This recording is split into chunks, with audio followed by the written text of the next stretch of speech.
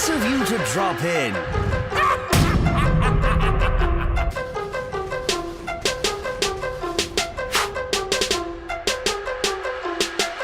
Hello people, I'm the Comic Book Gamer. Today I'm going to be discussing some stuff that happened in Justice League issue 40 and the Divergence Free Comic Book Day issue. So if you're worried about spoilers for those, leave now because I will be getting into spoilers. So yeah, let's get into it.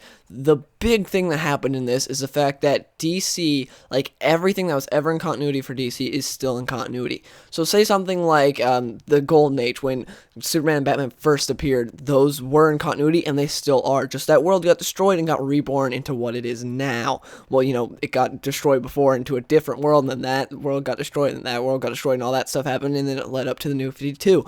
But say something like All-Star Superman or Dark Knight Returns, those were Elseworld stories, and they always were, so they're still not in continuity. They're still Elseworld stories, but something again like Golden Age is in continuity still. It just got destroyed and is now reborn, so everything that's ever happened in continuity is still in continuity.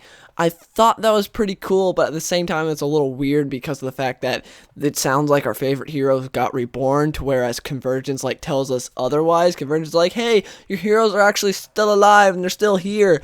So that kind of weird.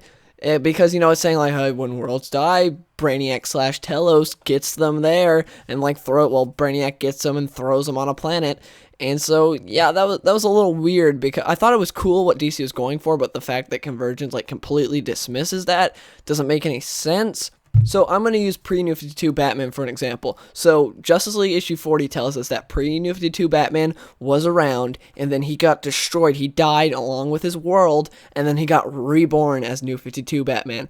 But Convergence tells us that pre-New 52 Batman happened, and then his world got destroyed, but Brainiac came and picked him up while he was in Gotham and put him on a planet, so he's still alive. They're just contradicting each other. It makes no sense. I really hope they just go with what Justice League issue 40 is telling us, because that to me makes more sense than what Convergence is telling us. I kind of like it better, but at the same time I do like what Convergence is doing, because I get to see pre-New 52 Superman back and like pre-New 52 Nightwing and stuff like that.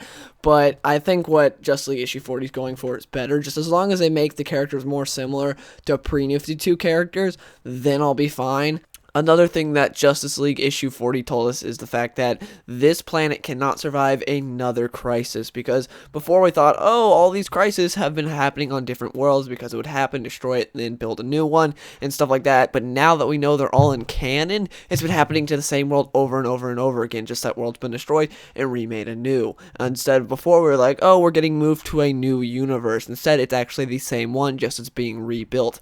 So it makes sense, and I don't know if DC's just trying to say this, be like, hey, there will be no more like universe altering events, at least for a while. We'll do like, you know, big events and stuff like say Forever Evil, but nothing that was huge universe altering that like completely makes a whole new universe. So yeah, that sounds kind of cool and interesting. I like the fact that that means like we won't be getting brand new like universes every like 2 years, because a lot of big events have been happening lately, and this kind of slows it down. So yeah, anyways, something else we learned is the Anti-Monitor's real name. His real name is Mobius, which is, well, I'm assuming I'm pronouncing it right, which is the name of the chair that Metron sits on, because it was originally his chair, and then Metron somehow dethroned him. And they have an interesting conversation, and Mobius is pretty much just going to go and like take out Darkseid. And then we see in the he's going to try. And then we see in the Divergence issue that there's like this person that's like saying, I see all this stuff. They're like, I see a war between the Dark God and the Anti-God. So that means Mobius is now the anti-god, and Darkseid is obviously the dark god. That makes sense. He also says, I see a man who will make a horrific sacrifice. It shows Green Lantern. Will he die? Who knows? I see a new god born. It shows Batman. That's weird. If Batman gets powers or something, a new god, I don't know what's going to happen there. And then it shows Luthor, and it says, I see hope lost, with Luthor holding Superman's cape, and he's like, Superman, where are you? And then there are some other interesting things, like it shows Wonder Woman, it says, and at the center of it all, I see an Amazon. So does that mean she's going to be, this is going to be a Wonder Woman-centric story? Who knows? That could be interesting, but it is Justice League, so I'm hoping it's a bit more evened out. But a Wonder Woman-centric Justice League story isn't that bad. I'd be fine with it, because, you know, we have gotten centric, like character centric Justice League stories, and those have worked well. And maybe it would help out like the Justice League book, the New 52, if they just focused a little bit more on one character over the others. I'd be fine with that. I think it would be cool as long as they handle it well.